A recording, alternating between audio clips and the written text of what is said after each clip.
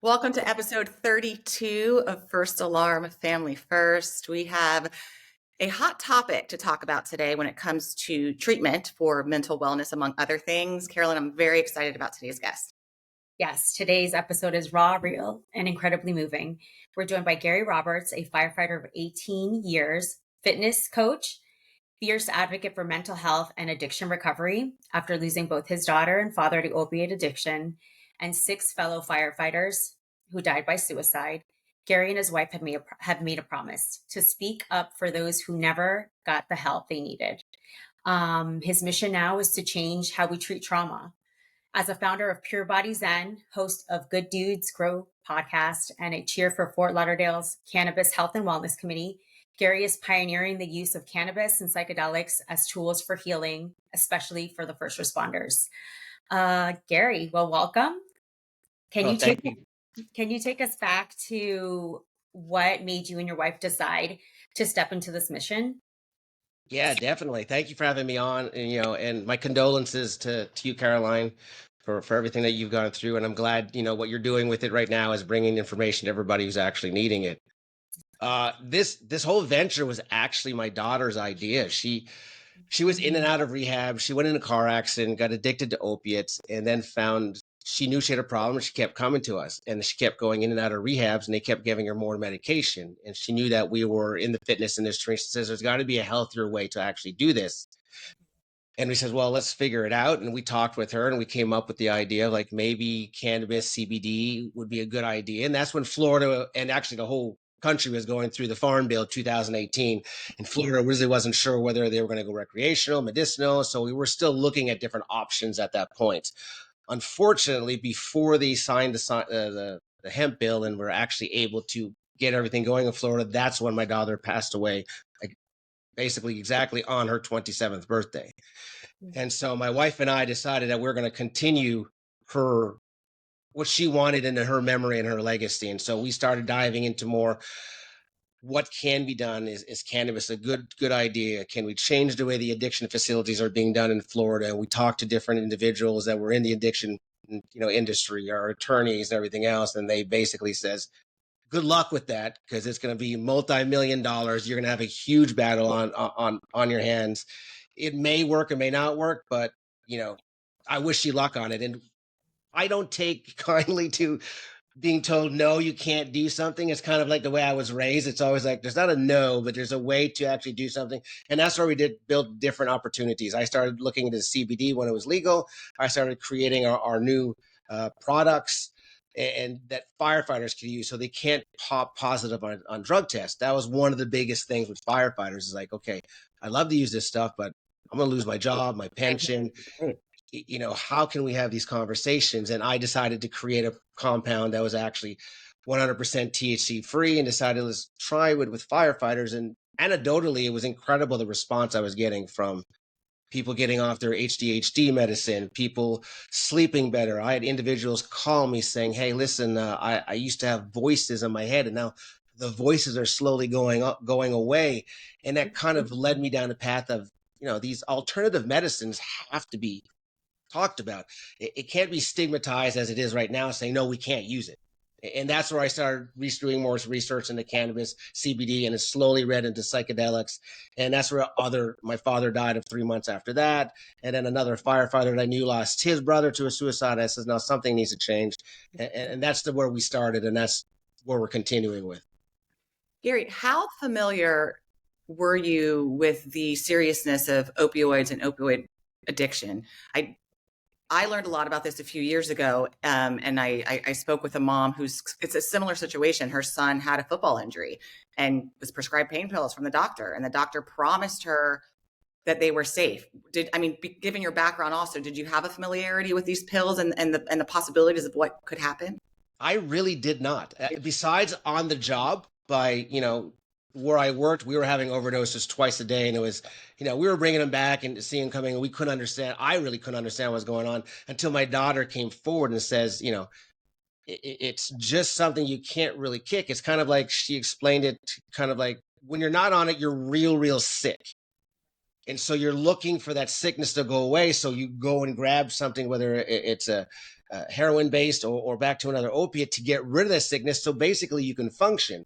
And that was a weird thing because these individuals who used looked normal and they could function. It's when they weren't using it is what was when they started looking terrible and started feeling bad.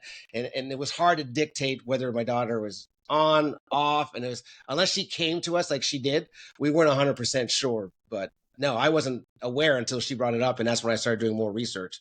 And then I fell down the whole rabbit hole. Back then was Florida's, they were doing the whole brokering aspect of it, where they were paying people in their living houses money to get them rehooked so that the rehabs can regenerate their insurances. And it was, I looked down that road. I went, oh my God, this has to change. And that's where we decided like we need to do something. Yeah. How did your experience as a firefighter shape like your perspective of mental health and addiction in your profession? It shows that there is actually an issue. The mental health aspect was very difficult to kind of find, to be honest, in the fire service, because nobody wanted to talk about it. Right. And when you did talk about it, you were kind of like sort of shunted or ostracized, saying you got a mental issue. And it's kind of like, go figure out what's wrong and then come back because none of us have this issue. And that's where I started doing more research. And I said, it can't just be one of those things that just comes on, because we've all studied mental health, and what we found out, there's no real signs of mental health. There's symptoms, different types of symptoms for different individuals, but there's no signs like a typical firefighter would see for a cardiac arrest or an overdose. We don't see those natural signs. It's a symptom that we have to feel and kind of try and understand it. And after 30 years of slowly getting those symptoms that are getting pounded into you, it becomes later on down the road a little either too late or something that you don't understand that you're trying to figure out. And that's where the biggest thing in the fire service is like, what is it really? How can we fix it? Is just talking about it going to help? Because a lot of people are going, well, I don't have any problems, but do you? Right. And that's the question I had to answer for myself. I was doing my podcast. I talked to a lot of other firefighters who had PTSD, and they started saying, well, their symptoms were anger issues, or, getting upset fast at their spouses and all this. And I'm thinking like, you know what? When I started, I wasn't like that. But now all of a sudden I start noticing that I don't have that. I have a lighter fuse than I did before. Like, does that mean I'm mental health issues? And I started looking at what I was doing. And that's where I started seeing the difference in people and in the fire service and everything else. I want to commend you, Gary, for being willing to take such a tragedy and turn it into something so positive, exactly what Carolyn is doing. With that said, because you've been so open and because you've taken this, down a pretty hefty road as far as all the different ways that you want to help, do people within your department come to you? Do they kind of just sit next to you sometimes and start talking because they find a comfort knowing that you get it, you're here to help, you want to listen? Yes. That was the cool part. Yeah. That you start getting the people coming up to you going, hey, listen, and that was the reason I created a podcast. I wanted to say what I was going through and bring other people going through and trying to see, the products are bringing people forward. Maybe a podcast would bring people forward. And that's what happened. They started listening to the podcast and they started asking questions like, are you going to get us cannabis in the fire service? Like, are you going to help us with the drug testing? Are we going to allow? How can I help? I'm a long-term opiate user and I have no choice. How can I get off it? And do you have a place I can go or know somebody or know an option? And those conversations started coming more and more. The cool thing about it was that a lot of people started coming and started changing their health habits. Because what I found out, mental health is just not a mental aspect. It's also a physical aspect, from lack of sleep, your nutrition and everything else. And so me being in the fitness industry, I combined both of them together. And what I did is I started building stuff in my own station. Then I started getting out to other stations. I started getting a small rep as the Fort Lauderdale drug rep, but it didn't matter. If I can create something funny out of something serious to where people can talk to me, then it's a better opportunity. That's great.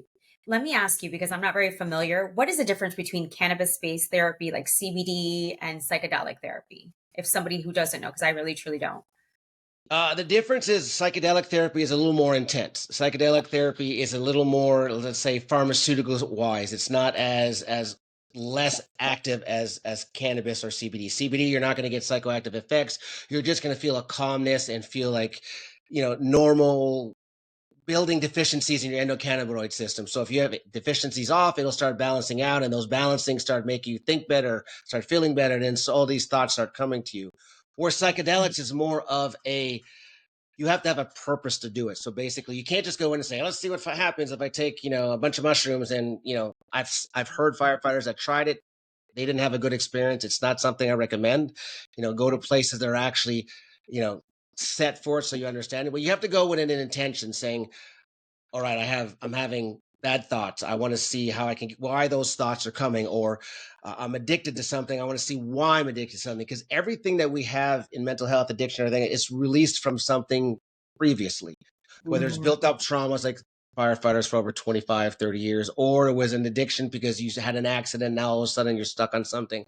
It happened previously, and there's a reason why, and psychedelics opens your mind to those reasons. And you basically, from what I've had conversations to veterans and everything else, you're in an inner circle having a conversation with yourself. Basically, it's like you're having that one-on-one with yourself of, why are you doing this? Here's what happened. How can we fix it? And you go through this little trip thing like that for a couple hours, depending on what compound you use. It could be anywhere between 45 minutes to 8 hours, or to LSD, which is 24 hours, which is completely a whole different ballgame. But some are more intense, some are less intense. It all depends on what you're actually looking to actually do with those compounds.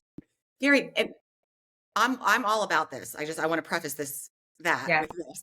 I think alternative medicines are amazing. I don't think enough people explore them. Yet there is still a stigma with them, right? Like you said, psychoactive effects. Like some people hear psychoactive effects or psychedelics or LSD, or you use the word trip, right? And our brains go somewhere else. Even calling someone a psycho, right? Like it's associated with crazy. So how do you defend all of this to someone who's still, and everyone can think what they want, right? Everyone has the right to believe what they want. But how do you defend this for people who look at it like that? Well, one I defend is I don't ask. I had this conversation with Montel Williams on his show, and he asked where the crystal ball said, and I said, my biggest thing with cannabis, everybody wants to go recreational. As soon as you see recreational, everybody thinks a party drug. Right. And that's not, then you lose a complete medicinal aspect of it. As where I explained to them, we're looking for a medicinal aspect. In cannabis, there's actually tests that you can actually take genetically to show whether are you cannabis, are you for your body for cannabis, or is it against cannabis? I took the test and it told me that if I take cannabis, like too much THC, I'll have more anxiety. So I'm more of a CBD product. So it all depends on the person and individual. And I try to tell that to our fire departments. And I've talked to several fire departments because they're trying to pass laws so that they can use cannabis on their days off, saying, hey, we're not in it to party. We can do that already. We can take opiates we as long as we have prescription. We take Adderall as long as prescription. There's alcohol there. There's nothing you can do that we can't do ourselves. And typical firefighters, we will find a way to do it. Right. Let's be honest. That's who we are. But a lot of people want that better sleep, that pain relief without the addiction, the stuff that actually works. And cannabis seems to show that. And we try to tell them, we're not in it for the party. We're in it for the medicinal aspects. On the psychedelic aspect of it, I tell them it's like a medication. You're not looking to go to a party. You're looking to get just enough with a medical background to actually find out why you are feeling the way you are feeling and why you are doing what you're doing. And those medications do it. In other words, ecstasy, which everybody goes, oh my God, it's a party drug. Yes, but it's also a neuroplasticity drug, which lets your mind feel more comfortable and more emotional. So if you're having a more emotional traumas, you're looking for an ecstasy. And if you don't want it to be too rough, ecstasy is easy to come out of. You just got to show light and they slowly come out of it. So it's something that's more gentler than a LSD, where it says, once you take it, well, good luck, you're gone for 24 hours. I don't know what you're going to see, but it's a little more stronger, potent kind of thing. So everything needs to be based on intention, what you want to do, and kind of what your body's actually ready for. And that's why I say medically, it's got to be done medically. It can't be recreational. I know Oregon tried to legalize all their psychedelics, and they went totally in a wrong direction, and they pulled back. So now they have their own facilities where they have legalized medical facilities for psilocybin, which are actually working wonderful, backed by physicians. You have intakes, outtakes, post integrations. And that's the key to psychedelics, understanding that you're not going to be on it all the time. And of course, the medication won't always be the number one trick pony. It's not going to be your cure to end all. Gary, tell me a little more about this psilocybin, because I've heard this. I saw it on a 60 Minutes thing. Can you let me know a little more? Yeah, psilocybin is basically magic mushrooms. You can find it in the cow pasture. Pretty much you can find it in Florida. I don't recommend people going running through cow pastures, trying to dig it up and start eating them, but you can find them out there. But it's a soft a psychedelic that really heals depression. They're finding out depression, anxiety, and it's been helping a lot of veterans and first responders. It's helped Daniel Carcillo with his traumatic brain injuries. I'm sure he's the one that on 60 Minutes that was talking about it with his facility out in Oregon, and he found out about it that it helped him with his traumatic brain injury, and so he created these journeys that people come and they go sit there, and of course it's kind of like a vacation. I tell everybody else when we have a rough week or a rough month or rough year, we're looking forward to those 2-week vacations. We're looking for that time off and everything else. And that's basically what these retreats are basically a reset for the mind and soul. And they all gather together and these people all talk together. So it's a gentler, happier compound. It's not as potent or as strong as LSD or some of the other ones. And that's why a lot of facilities like Johns Hopkins, the VA, and everybody else are starting to do research on it. Gary, curious, you said that people within your department come up to you like, are you getting cannabis allowed? We joked about you being like the drug guy. How does administration react to all of this? Listen, I've battled already our last contract. I'll be honest. We had the drug testing policy changed. It reverted to what it is. It's a very easy concept because by law, they're testing, let's say for CBD with a 0.3% THC in it. It's no longer on a banned substance list. So by law, you really can't test for it, but every department tests for it.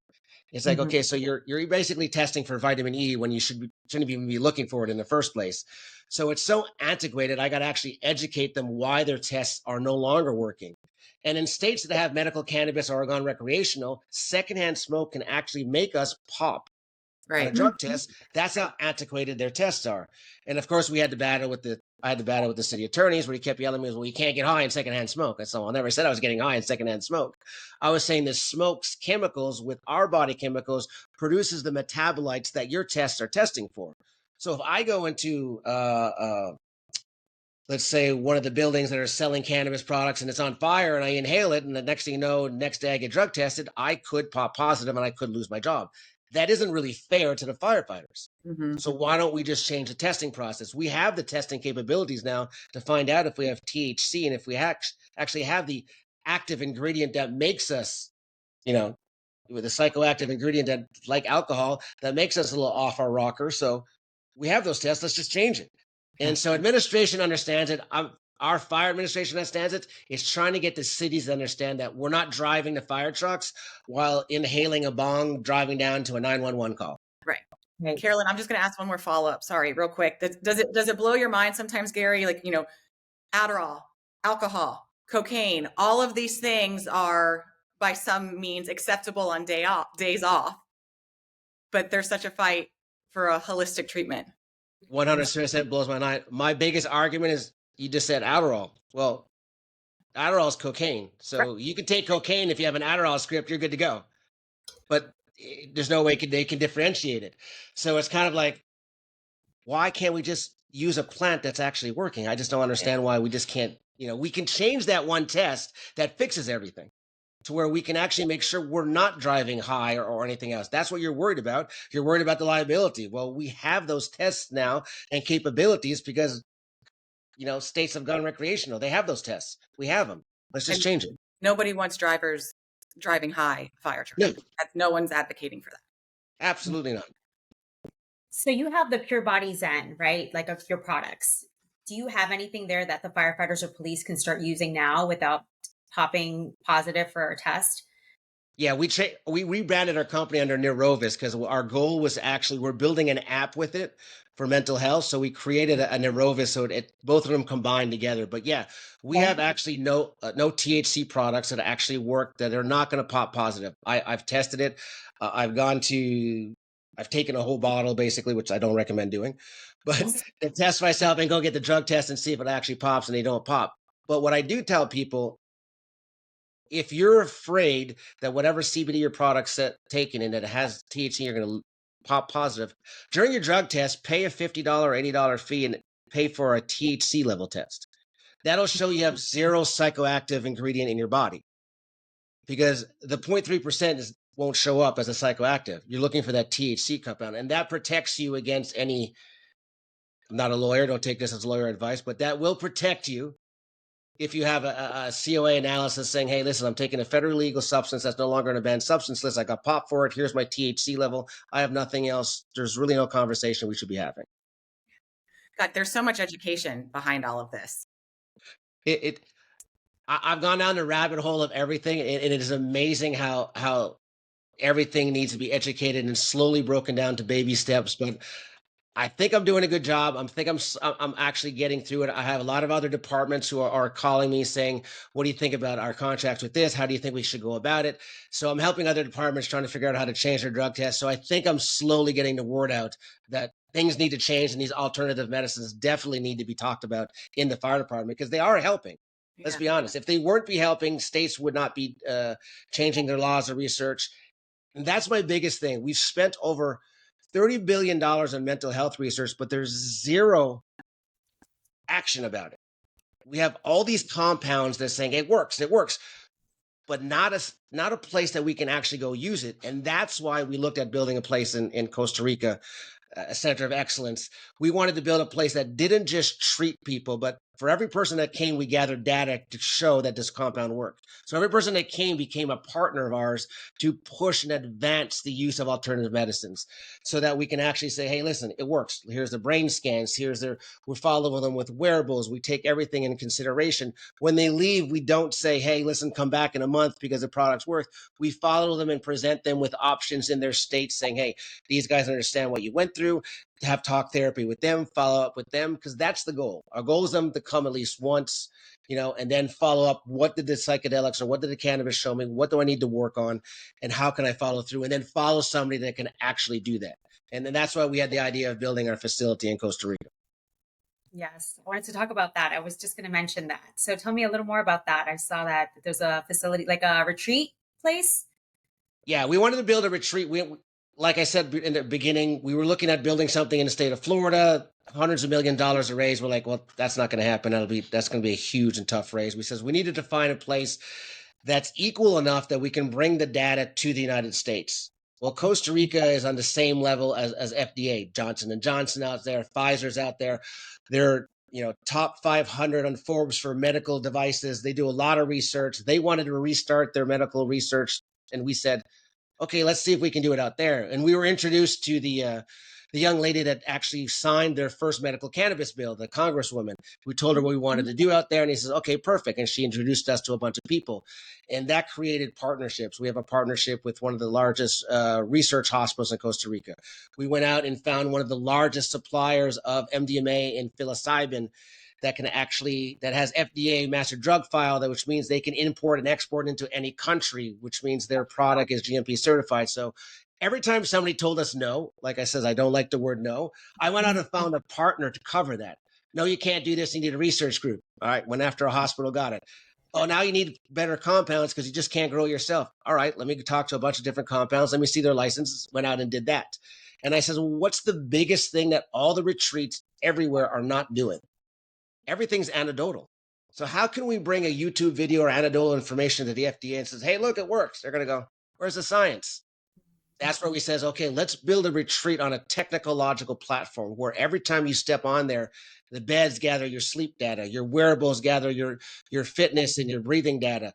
We partnerships with a neuroscience firm that's connected to the FDA brain scans, and we're able to take brain scans in 45 minutes and say, okay, here's your brain pre-session, connected with the FDA saying, here's what a normal brain would look like at your age, your person, and everything else.